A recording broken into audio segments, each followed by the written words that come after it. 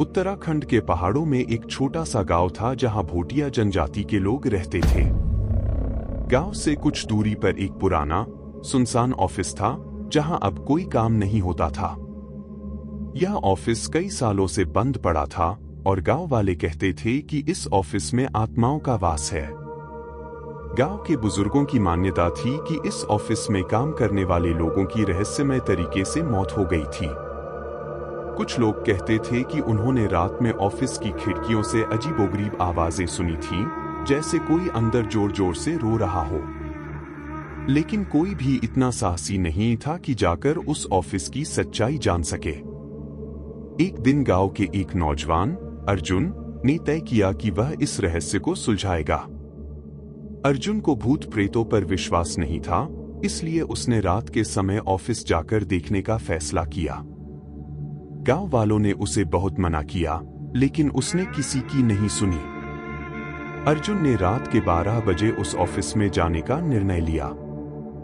वह अपने साथ एक टॉर्च और कुछ पूजा की चीजें लेकर वहां पहुंचा। ऑफिस की बिल्डिंग बहुत पुरानी और खंडहर जैसी थी।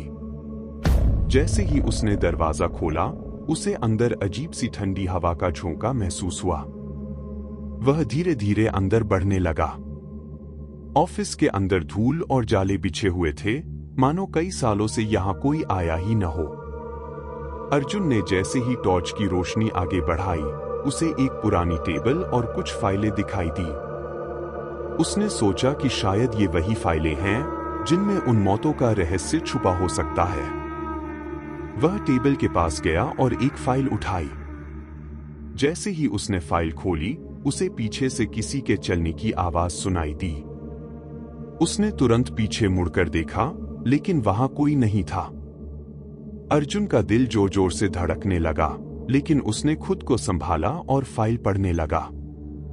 फाइल में जो लिखा था, उसे पढ़कर अर्जुन के होश उड़ गए। उसमें उन लोगों के नाम थे जो यहां काम करते थे और उनकी मौत के बारे में लिखा था कि उन्होंने आत्महत्या की थी। अर्जुन को यकीन नहीं हुआ। तभी उसे एक औरत की रोने की आवाज सुनाई दी।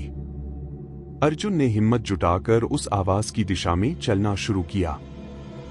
जैसे जैसे वह आगे बढ़ता गया, आवाज तेज होती गई। आखिरकार वह एक कमरे के पास पहुंचा, जिसकी दरवाजा आधा खुला था। उसने दरवाजे को धक्का दिया और अंदर झांका। कमरे में एक औरत सफेद साड़ी पहने जमीन पर बैठी रो रही थी। अर्जुन ने उसे पुकारा, कौन हो तुम? औरत ने अपना सिर उठाया और उसका चेहरा देखकर अर्जुन की चीख निकल गई। उसका चेहरा भयानक और विकृत था, जैसे उसने बहुत दर्द सहा हो। वह औरत अर्जुन की ओर बढ़ने लगी। अर्जुन ने अपनी टॉर्च फेंक दी और भागने की कोशिश करने लगा, लेकिन उसके पैर जैसे जाम हो गए थे। वह औरत उसके पास आती गई और धीरे से फुसफुसाई, तुम भी अब हमारे साथ रहोगे। अर्जुन ने पूरी ताकत लगाकर खुद को खींचा और ऑफिस से बाहर भागा। जैसे ही वह बाहर आया, उसे एहसास हुआ कि वह अब भी जिंदा है। उसने पीछे मुड़कर देखा तो ऑफिस की खिड़की से वही औरत उसे घूर रही थी।